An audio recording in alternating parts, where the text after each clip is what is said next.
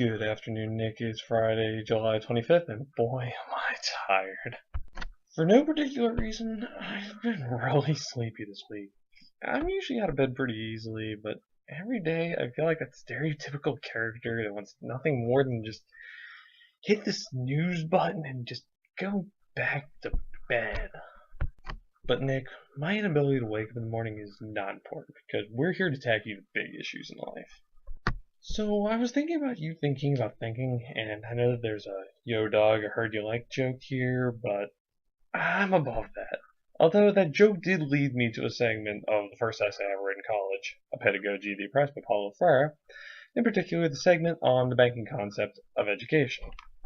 In this particular part of the essay, Paulo, is it cool to call him by his first name like that? I mean, we've never met before, and I just don't want it to be awkward.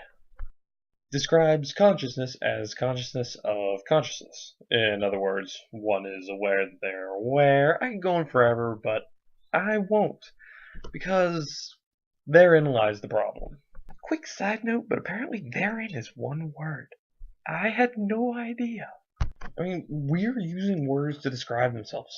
I mean, this is on the same level of Bill Clinton's famous phrase from 1998, "It depends on what the meaning of the word is."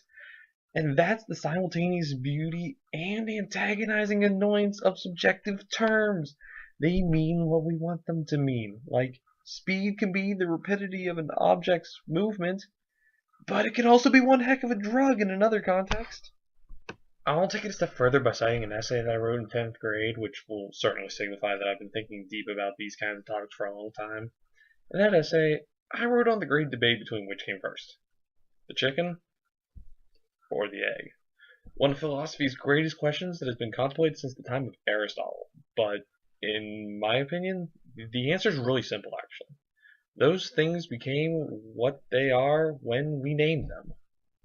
Shakespeare in Romeo and Juliet stated that a rose by any other name would smell as sweet, which goes to prove that words are just that. Words, and they're meaningful as we give them meaning. Which brings me back to the subjective term such as thinking. To me, the interesting question is not do we think or how do we think, but rather, what should we do with our ability to think? Do we watch reruns of Doctor Who? Do we invest in business? Do we promote charity? Should we help others? Are we able to help others? Should we look out for ourselves? And no matter what your answers are to these questions, they beg the follow-up. How do we go about achieving our desired results? Nick, my biggest problem with philosophical questions is that we don't get anywhere. Some people say it's all about the journey, which, don't get me wrong, it's important, but seriously, it's about the destination.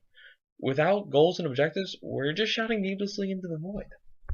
Humanity has had thousands of years to answer the question, do we think? We need to answer the question, what do we do with our ability to think? Nick, I'll see you on Monday.